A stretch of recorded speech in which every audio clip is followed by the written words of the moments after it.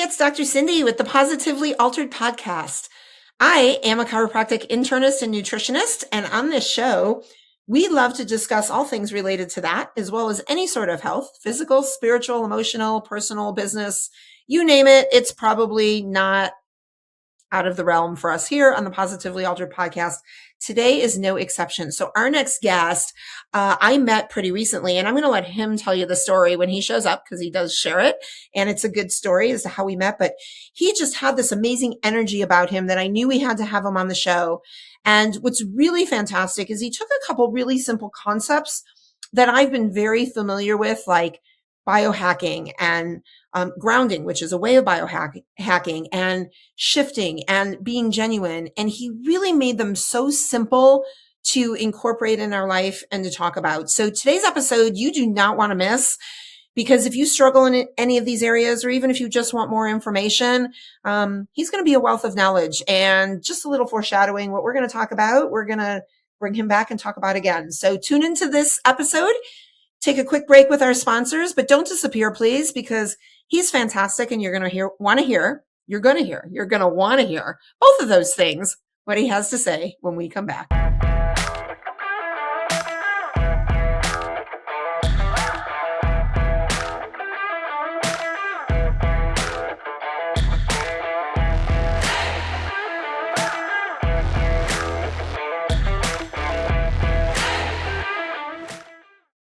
Hello, my name is Heather Lord, and I am the COO of Professional Health Products.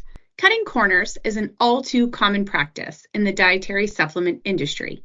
When my father founded Professional Health Products, he sourced the cleanest, most biologically active ingredients from around the globe.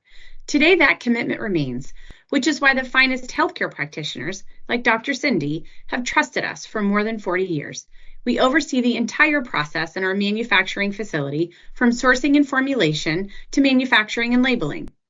Today, we offer over 300 unique products that can be tailored to the nutritional and homeopathic needs of each individual. Most recently, we launched a proprietary genetic test, allowing our practitioners to get even more dialed in to their patients' health. To learn more about Professional Health Products, please talk to your practitioner or visit our website at phpltd.com. Today, your life is going to be altered. I'm Dr. Cindy.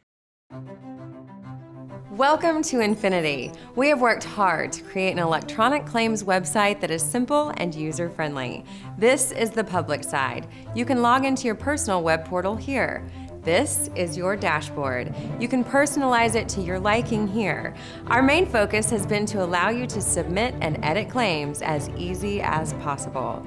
You will find our claims editor and claims processing is simple to use and straightforward. Our quick action bar is where you can find your most important information.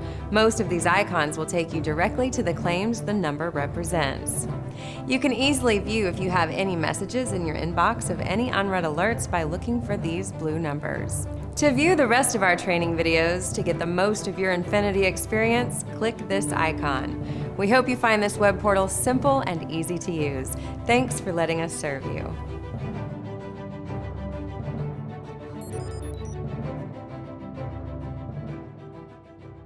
I'm Dr. Cindy. Who wouldn't want to join me for the Positively Altered podcast? Welcome back from our commercial break. It is a commercial, right? I don't know if we still call them commercials in this day and age, but our sponsor break. Welcome back. I am Dr. Cindy, your host of the Positively Altered podcast. And I am super excited. I'm always super excited because we only bring on the best people to introduce you to Joshua, or Josh, for those of you that want a short name, Holland, who, and I'm going to read this so I don't get it wrong, is a renowned, dedicated biohacker, state-of-the-art fitness trainer, holistic health coach, and breath, and athlete. That was a mouthful, Josh. I wear many hats. Thank you for having me. And yeah, I'm so excited for this conversation because when you and I first met, I just thought you brought such an energy to the conference that we were at, which was the Home Hope Symposium in Boulder. I had a wonderful time. I felt like I was the comic relief, or like the movement break throughout the thing. And then when you came up there, it was like, whoa, wait a minute. we need more of that. And so I wanted to specifically make sure I talked to you just because I loved your energy, and that's why I'm here, and I'm happy to be here. So thanks for having me. Oh my gosh, you're so funny. So I'm pretty sure it was because I said the words penis and vagina, and usually that gets everybody all riled up, and we go from there. Yeah, well, that's the way you start your talk is wonderful. You get everyone's attention right off the bat. Well, and then you probably remember when you got off the stage, I told you I wanted to like not bring up any questions while we were up there because I didn't want to, you know how like sometimes people just want to be heard. And I actually wanted to connect, and I just thought like, oh, like maybe we can share some information about what we do. And I asked you if you had considered instead of vagina, vulva. And I think that sparked a really cool conversation starter for you. And it's like, wait, who is this guy? And why is he talking about vulvas? And, I just thought it was interesting. No, it was interesting. And it was technically correct because, again, sometimes we have to use the words people think they understand, even if we're not using them correctly. But I'll tell you, so my experience, right? And people are going to be like, oh, they're just reliving their life now together. And we'll get to some meat and potatoes here in a second. But I remember going, oh, he's doing these great exercises and I'm in the wrong pants and I'm in a suit coat that's tight and nobody told me to wear my Lululemons on stage so that I could do the exercise break. And next time I think I'm really going to come, when I'm invited to speak again, if you're the exercise break guru, I'm coming in like workout clothes. Let's go. Yeah. You know what that sounds like to me? It sounds like, one of those situations to always be prepared, right? No matter what we're doing. And I think because you definitely did what you had to do. And part of the responsibility falls on me to make sure that everyone can do something no matter what they're wearing and what they're doing, right? So yeah, I feel like it's anytime I hear or get feedback from situations like that, because at the end of the day, we're just on stage looking out at everyone. Sometimes the lights are in your eyes. You're not sure what everyone's doing. Fortunately, in that situation, I got a chance to see most everyone move because it was a very intimate group. But I am always fascinated at why certain people do some things, but aren't willing to do other things. Right. And so that's kind of how my brain works. It's hard to label me because, I know when you were talking about bios and what I do, and I wear many hats, but I kind of feel like I'm known as like a problem solver, and it starts by just being observant. And I think that if we all could just practice a little bit more of being observant and being more aware, then I think we all have the capacity to really, truly heal ourselves and help others heal within our community. And that's what true community building is all about. And that's what I'm all about. I love that. You said something really important. Let's talk about observation, because I think a lot of us spend time in our day not being present in the moment, right? We're worried about the next thing, tomorrow, what people are thinking about us. When you say observation, let's dive a little bit deeper. What does that really mean to you and how that can benefit us as individuals in our well-being? Ooh, okay. For the sake of not getting too deep, not to say that you don't have the capacity or your audience doesn't have the capacity, but for the sake of time, that's fair. I will try to make this as brief as possible. So there's interoception and exteroception. And for the lay person, this is basically our internal awareness and our external awareness. And there's a good book called The Power of Nunchi that I like to talk a lot about. In fact, I wrote about it in my book called The Awareness Shift. And in that book, I talk about the little things, like, for instance, when you go into, I guess you could also call it situational awareness. Let's say you step into a room. Are you that person that elevates the energy? Are you the person that sucks the energy? Or are you the person that just blends in, almost like nothing quite changes? And not to say that any of those are good or bad. It's just, what is happening? Are you even aware of what's happening? Because sometimes you may not realize that every time you step into a room, people go, oh, or you see people kind of move away, right? And those are the people who are like, energy vampires, right? So are you that person, or are you the person that, like, when you come into the room, everyone's just like, oh my gosh, oh my gosh. And then do you know how to protect that? Because that's also a draw. And all of this is starting from just understanding what's happening when you enter a new space, right? And so that's what I call awareness, and then or observation. It's really about awareness, and your internal awareness plus your external awareness, and also your spiritual awareness. I mean, there's many different types of awareness, but I think it starts by just being present, being in the moment right now. So I know my answer to this question, but I'm going to ask you, how much Please. power or control do you think we have about walking into that space with the intention of filling that description that you just described? I think we have way more power or control over that than we often think we do. And for those who do the real work, personal development, people who are willing to be vulnerable, willing to work on their darkest bits, I feel like those are the ones that understand the amount of control they have. And the people who, there's some people who are born with it, and a lot of times I would probably say that you can't teach it, but I've learned over the years that you can teach elements of it. And once you see that light bulb turn on and that flip switch into someone, whether it be a client or a loved one or a friend or whatever, for me, that's like, oh my gosh, it's like the ultimate endorphin rush for me. That's why I like to do what I do. And it's interesting because of how we met, right? Most people at that symposium would see me as the exercise break guy, right? Or the foot guy, that guy that works for Vivo Barefoot and is going to talk about shoes and feet. Okay, sure, that's a piece of what I do. But even just the questions that I asked you, and then also waiting to the right moment to make sure and ask you, to make sure that it's, it's not seen as like, oh, I'm trying to get one up over on Dr. Cindy. No. That's not what this is about. Let's have a real conversation on the side, and then we connected. You know what I mean? It's like that's what's real. That's beautiful. It's so cool. And I do think when there's proper intent behind it, it's more beneficial. Absolutely.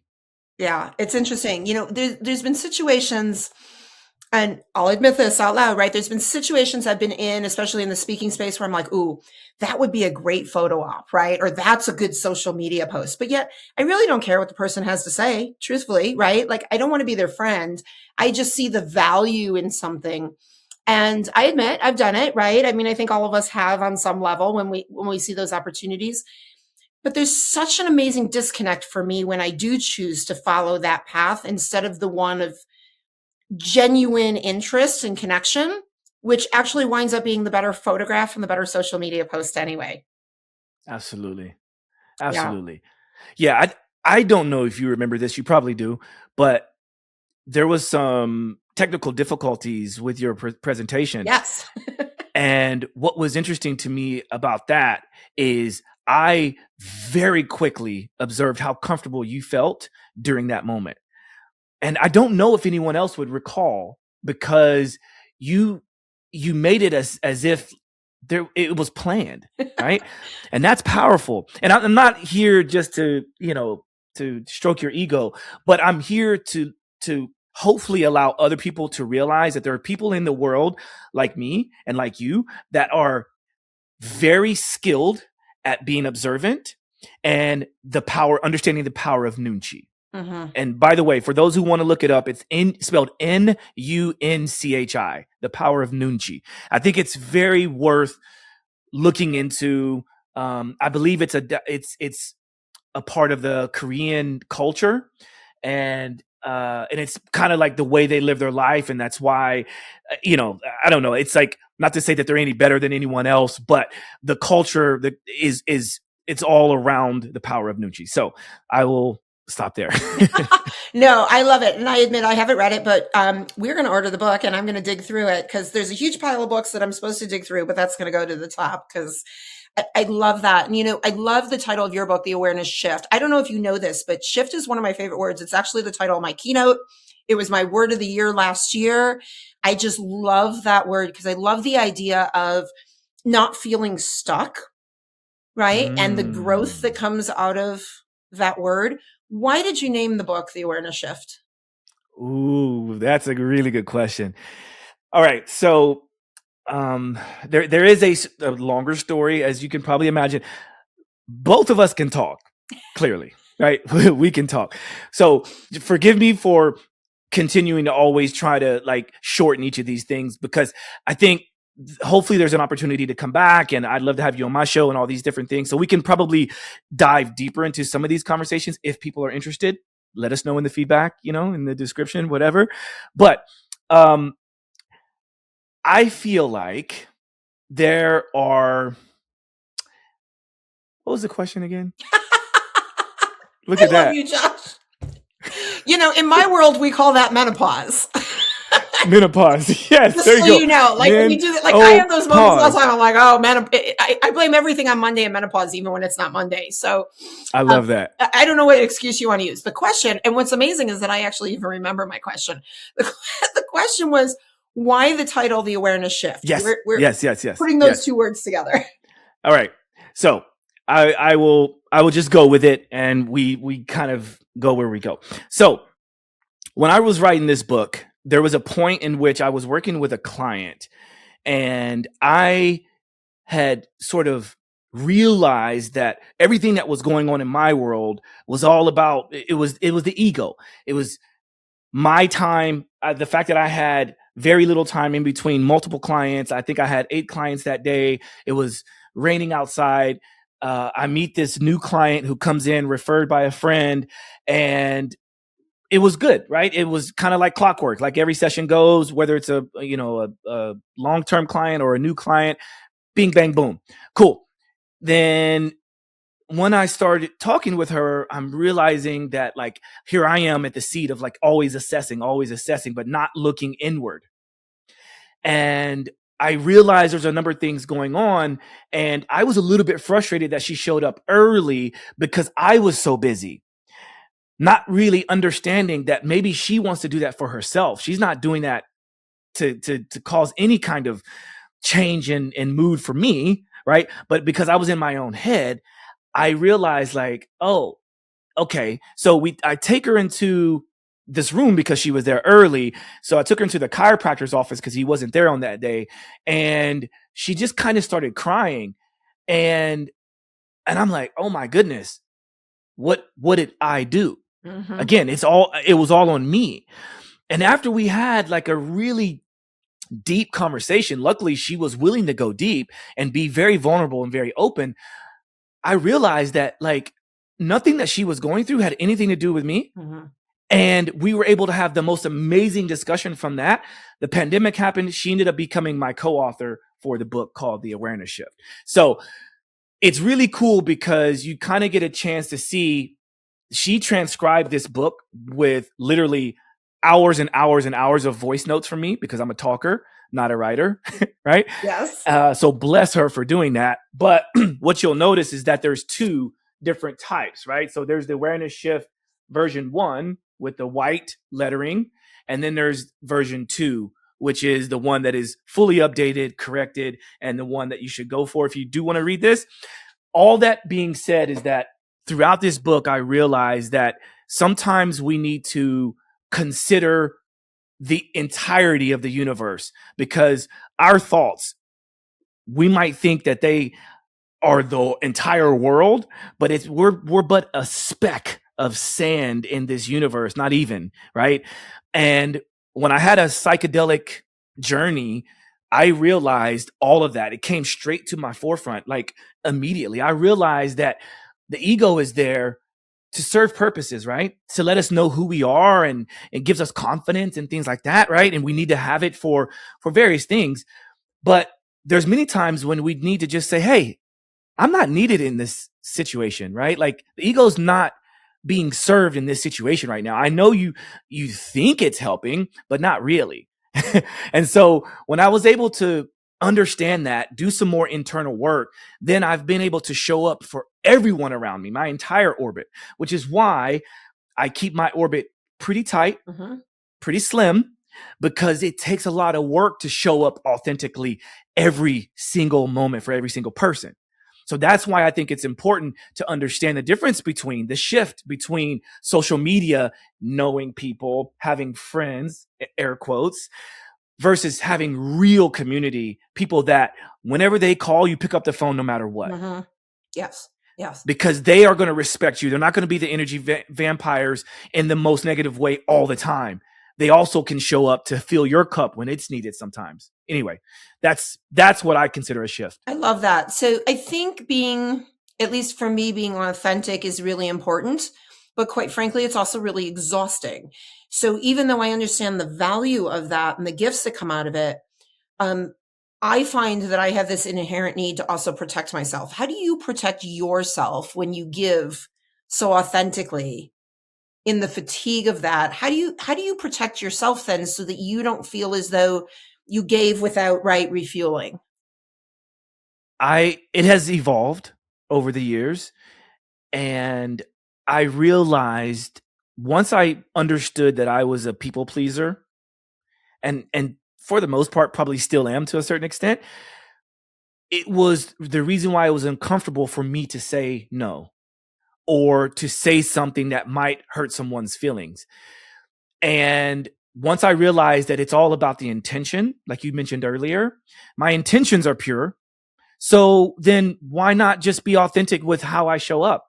I just had to do it yesterday to someone that I met, and we are becoming friends, but I wouldn't call her a friend.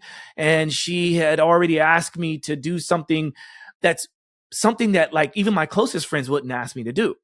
Something that I get paid to do as a part of my job. Okay. And I had to be comfortable in saying, no, I don't want to do that. Mm-hmm.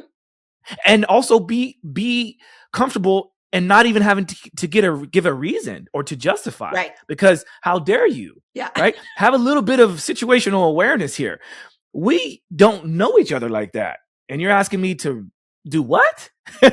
Right. So I had to understand that if someone is willing to have the gall to ask me certain things, then they should also be willing to have enough gall to hear a potentially negative response. Right. Doesn't mean I have to be rude or mean about it, but a simple no sometimes is all you're going to get. Yes. And it's appropriate. Yeah. And it's appropriate. All right. I want to shift a little bit because when I introduced you, I threw out this word that I think is really confusing to a lot of people. Biohacking. I want your definition of biohacking, and then I want your because I know you use it in your real life versus your pretend life, Josh, that you have, on Tuesdays and every other Friday. Again, sometimes the words that come out of my mouth don't make any sense. So I want to know what that means to you. And can you give me 3 favorite biohacks that you incorporate that might be useful for other people to try? All right. Very simply put, I feel like biohacking over the years has become a little bit of a negative connotation. A lot of people think that biohacking is simply about tinkering with gadgets and testing your blood and making these really drastic changes. And while that is a part of it, I look at it as a spectrum. I feel like at the end of the day, we are all biohackers. And something I've said on my platforms a lot, but I'll say it here because maybe people have never heard me say this for the first time. So if you've ever adapted your environment to meet a certain goal, then you're a biohacker. Example of that would be if you turn on the lights because you can't see, then you've altered your environment so that you can be more productive. That's biohacking that environment. If you've increased the temperature because it was too cold, or you made it cooler because it's too hot, you've altered your environment. Therefore, that is biohacking. So biohacking basically at the most basic level is a modern day guinea pig. And if that doesn't sound cool to you, or you don't like the sound of that, then if you've ever, if you're someone that likes to experiment in making changes to meet a certain need, then that is biohacking. Yeah. And so I like to call it health optimization. Mm-hmm. And that's what more people, I think they resonate better with health optimization. And like I mentioned earlier, I like to look for a need and then try to fill that need or fill that void, so to speak. And sometimes we need to do less to gain more. Mm-hmm. Sometimes we need to pull things back. And so I'm here to kind of be a beacon of light, or to be a guide to help people along that journey. So what are some things that are maybe the lowest hanging fruit that doesn't cost an arm and a leg to do? I think one of the main things I would say would be grounding or earthing. There's a lot of controversy around what it's called. I mean, I think nowadays we are all subject to trolls and to naysayers and things like that. But look, it's one of the most basic of things that we should all incorporate into our lives, bar none. To me, it's almost as important as drinking water or eating food, right? Getting movement. So grounding and earthing, however you can do that, going outside. You don't have to always have your shoes and socks off. Any part of your skin that is well hydrated, right? So the human that is well hydrated, not even just the human, but the living organism that is well hydrated benefits the most from grounding, because of the conductivity, the plasma in our bodies and things like that. You can do that by going outside and connecting your skin with something that is grounded. That's plants, that is the earth itself. And there's many other things too that are connected to grounding sources. All modern homes have to be grounded before they are cleared to be built and constructed, right? So you can also find different tools that you can bring indoors, which is what I do as a biohacker. It fits, but I also do it the old school way with having a grounding rod and connecting to that. So that's one. Another one would simply be movement.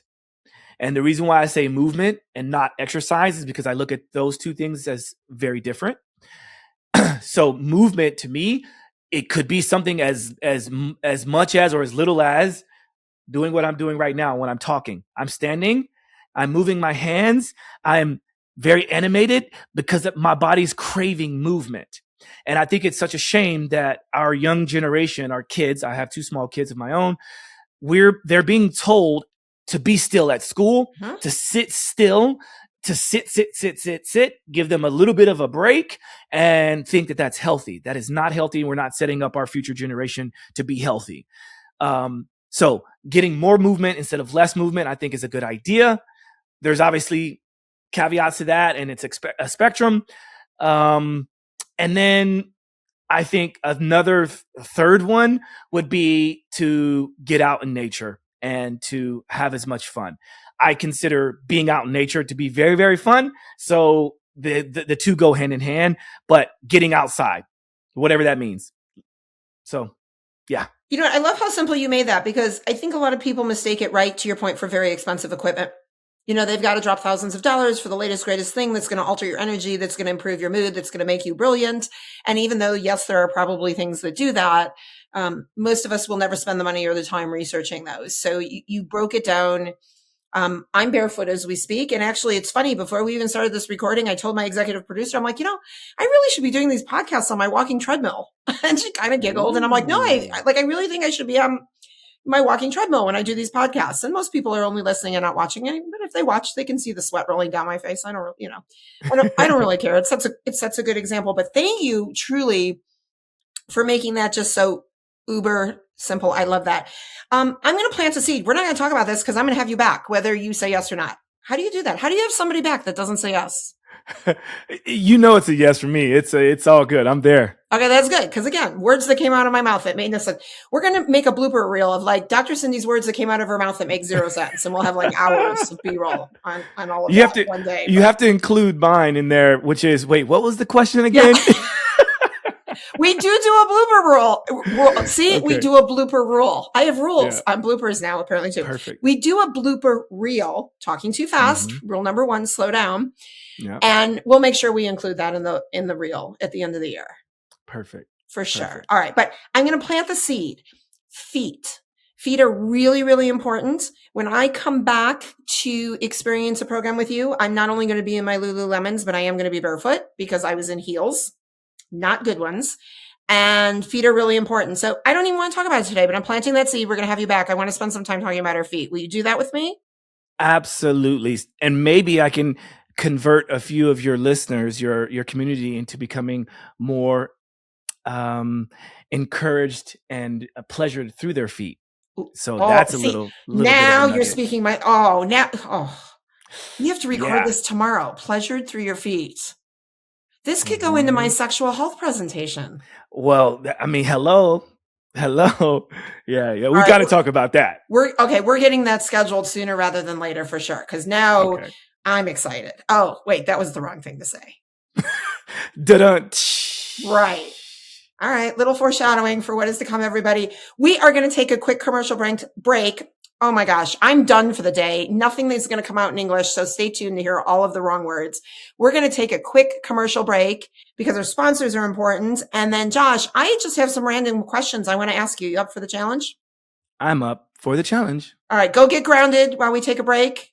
And then we're going to see what the answers are with Joshua Holland. We'll be right back. This is your weekly dose of Dr. Cindy, the Positively Altered podcast.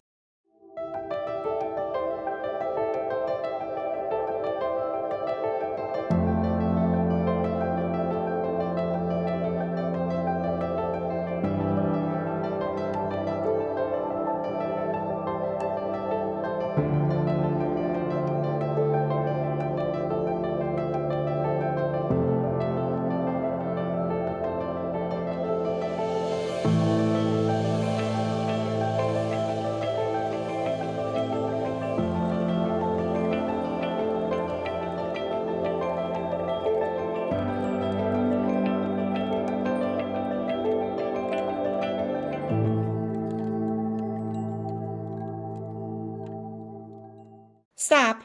Hit that follow button now and spread the love with Positively Altered. Welcome back. I'm glad you hung in there with us because Josh Holland, I have a feeling you're going to give us some really good answers. Okay, let's see. No pressure, right? Well, no, but don't let me down. I mean, this is the good stuff.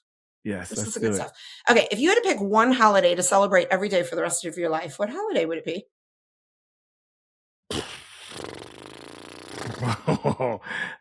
Thanksgiving. Yeah?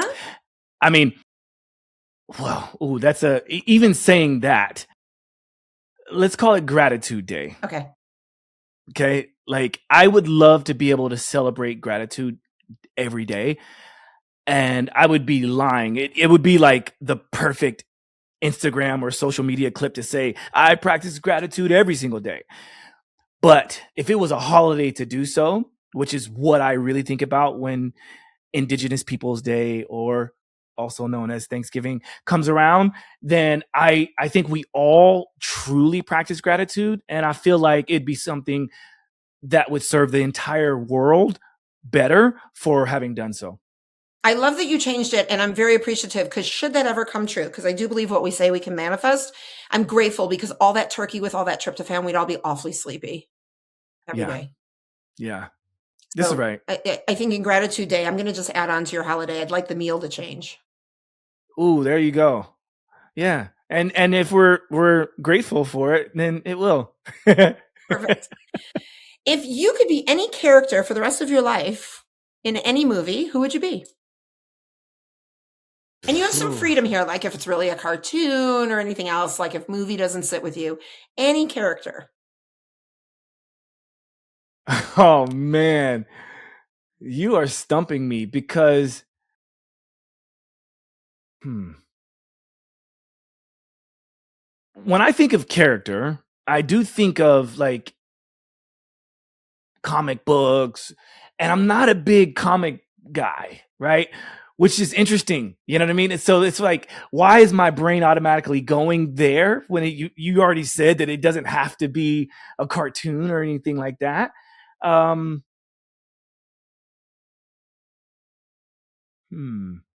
don't know.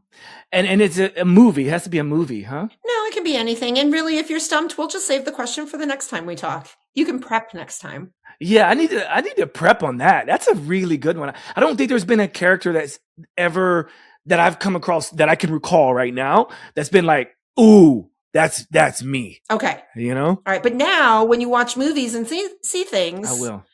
I'm planting that seed for you to figure out if you resonate with that character. Okay. All right, you let me All know. right. We'll push pause on this one. That's okay. You don't have to Okay. answer. You don't have to answer. How about this? How about this? Something just came to me. Okay. Bruce Lee. Bruce Lee. See, and this is exactly why we call this rapid fire that's not so rapid, because we never do this quickly. Yeah. Yeah. Bruce Lee is someone, now that I think about it, he's one person that I think helped to shape a lot of who I am, because I started in martial arts.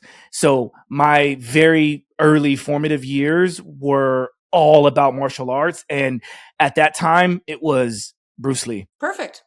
Yeah. Bruce Lee it is. What is one skill you don't have that if you could have it with no effort, you would pick? Singing. I love how really good singers, and it's a certain style of singing that I like, like this soulful gospel, sort of like R&B style, like what it can do to like put chills in my body. And I want to be able to have that power. Like if I had that, if I could choose, because of what it does to other people, what I think it can do, because it does it to me. Can you sing us a few bars so we can see if you have that soul? I don't have it. That's the whole point. If I had it, I would absolutely, Dr. Cindy.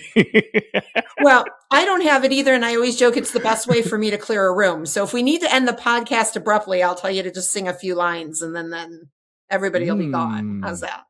I have another trick for clearing a room too. Asking people to take off their shoes and socks. A lot of times people just don't want to do it. Okay, so here's the thing, and I know I want to save this for another show, but I'm going to tell you something. I love feet, and people think that's weird. It's not weird. And it's not a fetish thing. I think feet are cool. I don't think they're gross. Hello to foot appreciation and gratitude for our feet. Maybe that's a holiday we start. Okay, huh? I'm so in. So here's what we're going to do, Josh. We're going to pick a day. Julie, who's behind the scenes, my executive producer, executive assistant, the girl who empties my emails. I mean, she's brilliant. She is going to put that on our calendar, and we are going to start to establish a gratitude for feet holiday. I'm in. So when we do our foot, feet, whatever, we'll talk about both of them. Our feet episode. That sounds weird, doesn't it? The feet episode?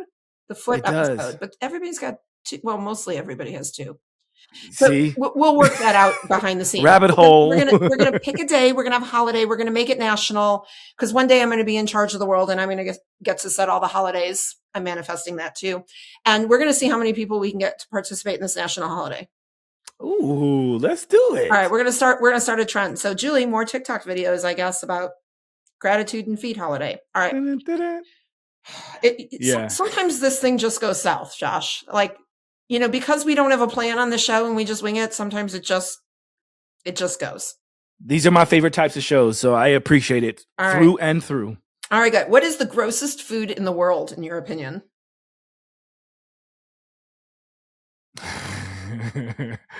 The first thing that comes to mind, tofu. Really? Yeah. And only because, here I am justifying, but when I was vegetarian, I never really understood what tofu was all about. A friend of mine in LA, I was staying at her place for a weekend because I had a job. She let me stay on the couch. She was very sweet. She asked to make me a tofu scramble. I was like, yeah, like anything with scramble sounds amazing. I'll have that. And because I'm a curious person, I wanted to see how she was making it. It's the first time I ever had it. She opens up the refrigerator, opens up this package. I didn't know what tofu was. She opens it, smells it, and goes, yeah, okay. And I'm like, what? And then she puts it in, and I'm thinking, that is supposed to be scrambled eggs kind of thing. And I, like, even thinking about it right now, I'm like,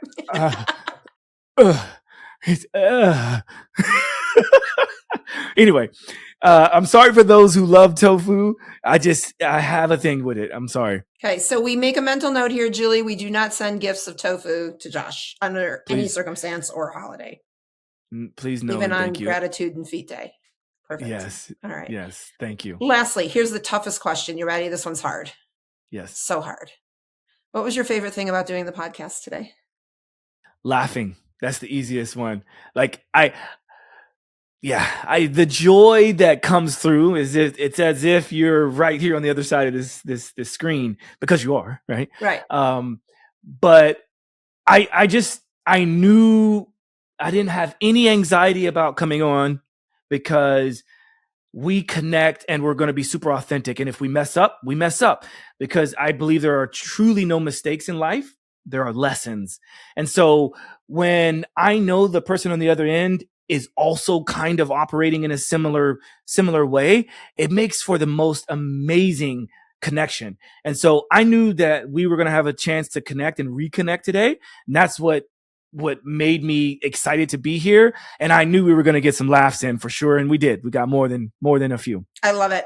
So how does everybody get a hold of the book, follow you, learn more from you, see what kind of silly things you're doing in social media? Tell us. Yes. So the book is called The Awareness Shift. And remember, go with the yellow cover one. And I can even send a link for you guys to share if you want. We'd love it. Also, on all social media platforms, you can find me at Joshua J. Holland. The J between my first name and last name is my middle initial, but my middle name is J, J-A-Y, right? But it's the middle initial. So it's Joshua J. Holland.